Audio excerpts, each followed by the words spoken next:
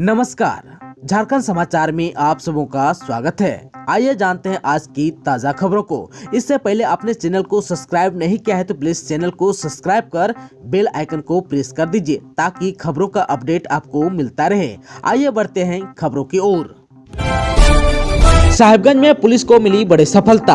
किशोरी से गैंगरेप के 6 आरोपी 24 घंटे के अंदर गिरफ्तार, एक की तलाश में छापेमारी।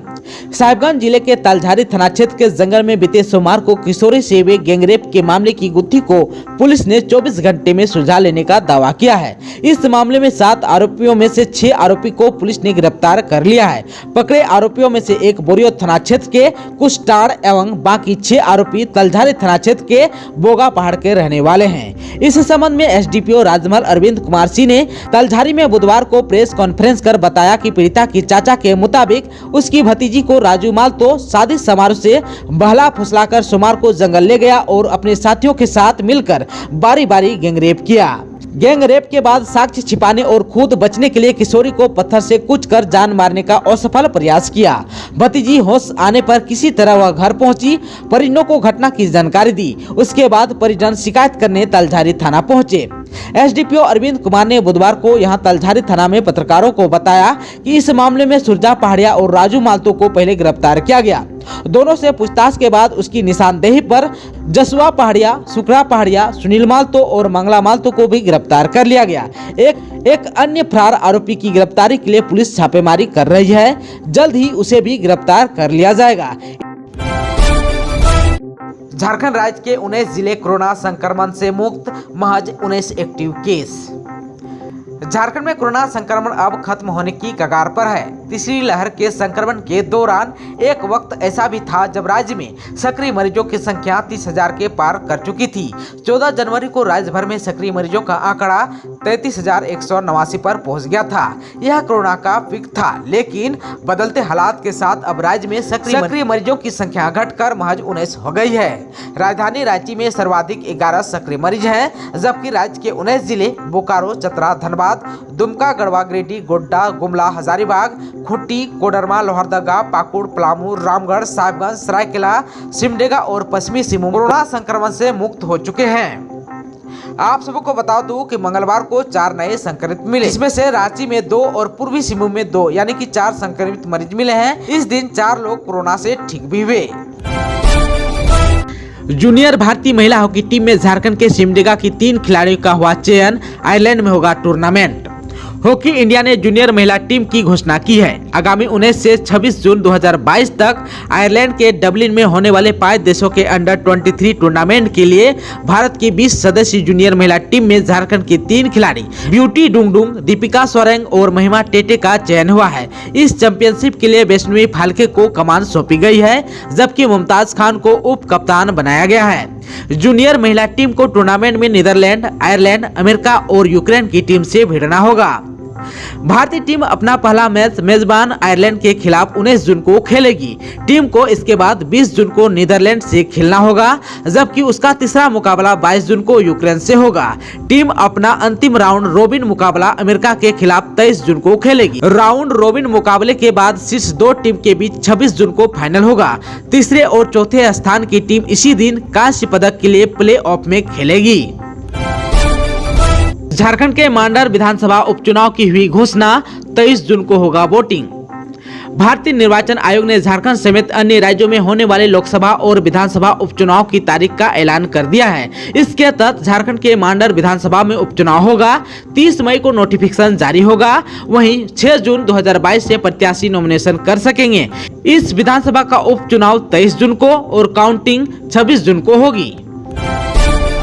आईएएस पूजा सिंघल 8 जून तक न्यायिक हिरासत में भेजी गई जेल। मनी लॉन्ड्रिंग मामले में गिरफ्तार निलंबित आईएएस अधिकारी पूजा सिंघल की रिमांड अवधि खत्म होने के बाद बुधवार को ईडी ने कोर्ट में पेश किया। कोर्ट ने पूजा सिंघल को 8 जून 2022 तक न्यायिक हिरासत में जेल भेज दिया है। ईडी ने 3 बार रिमांड पर लेकर पूजा सिंघल से काफी पूछताछ की थी।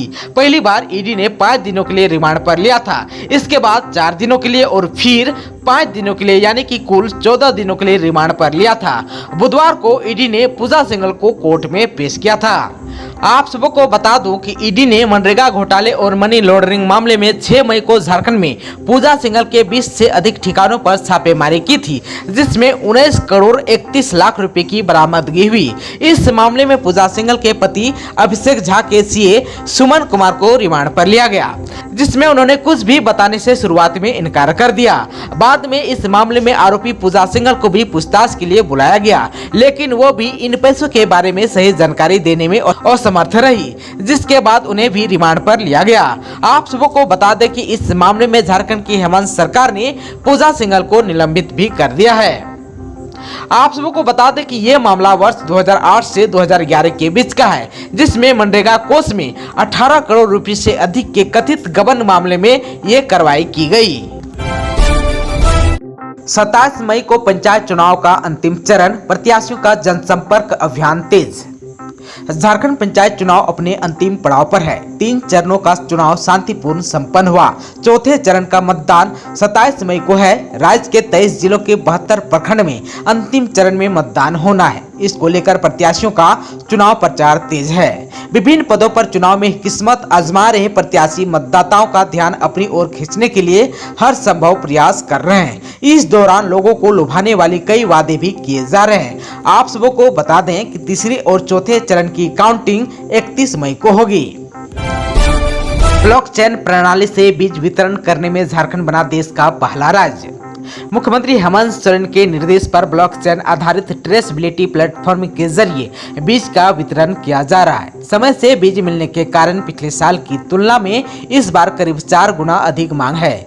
खरीफ फसल में धान, अरहर, रागी, मूंगफली, मक्का, उड़द और मूंग के 38,640 क्विंटल बीज की मांग पूरी की जा चुकी है। खरीफ में खेती करने वाले 1 लाख से अधिक किसानों को बीज वितरण योजना से निबंधित किया गया है। रजिस्ट्रार किसानों को 50% अनुदान पर बीज दिया जाएगा। आप सबको बता दूं कि 11 मई 2022 से बीज वितरण शुरू हो गया है। रांची में प्रेम प्रकाश के ठिकानों पर ईडी की छापेमारी। आईएएस पूजा सिंघल मामले में ईडी की टीम हरमू हाउसिंग कॉलोनी स्थित प्रेम प्रकाश के ठिकानों पर छापेमारी की। बताया गया कि पूजा सिंघल मामले में ईडी की कार्रवाई के दौरान प्रेम प्रकाश का भी नाम सामने आया था। इसी आधार पर बुधवार को छापेमारी की गई। इससे पहले ईडी की टीम ने निशित केसरी और विशाल चौधरी के ठिकानों पर भी छापेमारी की। दिल्ली दरबार में तय होंगे नाम। झारखंड में राज्यसभा चुनाव के उम्मीदवारों को लेकर सत्ता पक्ष में बड़ी सरगर्मी। जेएमएम और कांग्रेस दोनों कर रहे दावेदारी। झारखंड में राज्यसभा की 2 सीटों के लिए राज्य के सत्ताधारी गठबंधन के उम्मीदवार का फैसला दिल्ली दरबार में होगा। झारखंड मुक्ति मोर्चा और कांग्रेस दोनों अपनी अपनी दावेदारी जता रहे हैं। लिहाजा उम्मीद जताई जा रही है कि बीच का रास्ता निकालने के लिए मुख्यमंत्री हेमंत सोरेन दिल्ली में कांग्रेस नेतृत्व के साथ विचार विमर्श कर उम्मीदवारों के नाम तय करेंगे। बताया जा रहा है कि जल्द ही मुख्यमंत्री हेमंत सोरेन सोनिया गांधी और राहुल गांधी से मुलाकात करने वाले हैं। झारखंड प्रदेश कांग्रेस कमेटी के अंदरूनी सूत्रों की माने तो प्रदेश प्रभारी अविनाश पांडे इस बात पर जोर दे रहे हैं कि नैतिक रूप से इस बार राज्यसभा की उम्मीदवारी कांग्रेस को मिलनी चाहिए। झारखंड मुक्ति मोर्चा को गठबंधन उम्मीदवार का समर्थन करना चाहिए। आप सबको बता दो कि इस बीच झारखंड मुक्ति मोर्चा अपना उम्मीदवार उतारने की तैयारी में है। पलामू में अवैध देसी शराब पकड़ाई। बिहार भेजने के लिए नौडिहा बाजार इलाके में तैयार हो रहा था नशे का सामान। पलामू जिले के नक्सल प्रभावित नौडिहा बाजार में उत्पाद विभाग की ओर से की गई छापेमारी में 70 लीटर देसी शराब बरामद की है। यह शराब बिहार भेजने के लिए तैयार की जा रही थी। कार्रवाई के दौरान जमीन के अंदर छिपा कर रखा गया 3.6 क्विंटल महुआ जब्त किया गया। बाद में इसे भी नष्ट कर दिया गया। पलामू जिला उत्पाद विभाग ने मंगलवार की शाम कार्रवाई करते हुए अवैध रूप से संचालित शराब भट्टी को भी नष्ट किया गया। विभाग को जानकारी मिली थी कि सीमावर्ती इलाके में नशे का सामान तैयार कर दोनों राज्यों में इसकी तस्करी की जा रही है। सूचना के बाद उत्पाद अधीक्षक के निर्देश पर उत्पाद अवर निरीक्षक पुरुषोत्तम कुमार के नेतृत्व में जिला उत्पाद और होमगार्ड के साथ नौडिहा बाजार थाना के तरीडीह, अमवाडी आदि स्थानों में छापामारी की। इस मामले में कई अज्ञात लोगों के खिलाफ भी प्राथमिकी दर्ज कराई गई है।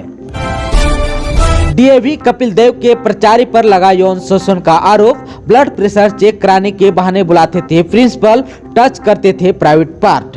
राजधानी के एक प्रसिद्ध शैक्षणिक संस्थान के प्रिंसिपल पर स्कूल में कार्यरत नर्स ने यौन शोषण का आरोप लगाया है। पीड़िता ने डीएवी कपिल देव के प्रिंसिपल मनोज कुमार सिन्हा के खिलाफ इस संबंध में अरगोड़ा थाना में एफआईआर दर्ज कराया है।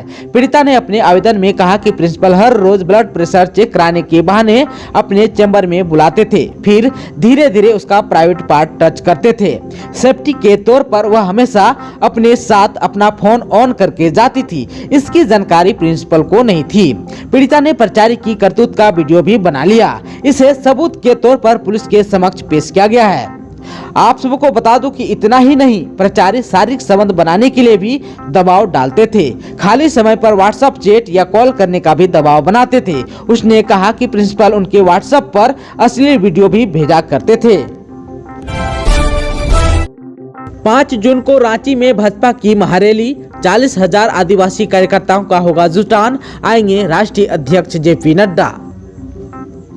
रांची में 5 जून को प्रस्तावित भाजपा की आदिवासी महारैली में पार्टी आदिवासी जनाधार दिखाएगी। राष्ट्रीय स्तर के इस महासम्मेलन में देश भर से 40,000 से अधिक आदिवासी कार्यकर्ताओं के जुटान का लक्ष्य रखा गया है। सम्मेलन में राष्ट्रीय अध्यक्ष जेपी नड्डा बतौर मुख्य अतिथि अपनी उपस्थिति दर्ज कराएंगे। रैली में जनजाति समाज के केंद्रीय मंत्री, सांसद, विधायक और राष्ट्रीय पदाधिकारी भी शामिल होंगे। आदिवासी महारैली की तैयारियों को लेकर भाजपा प्रदेश मुख्यालय में प्रदेश अध्यक्ष दीपक प्रकाश की अध्यक्षता में एक बैठक का आयोजन किया गया, जिसमें प्रदेश पदाधिकारी, रांची महानगर एवं रांची ग्रामीण के पदाधिकारी गण उपस्थित हुए।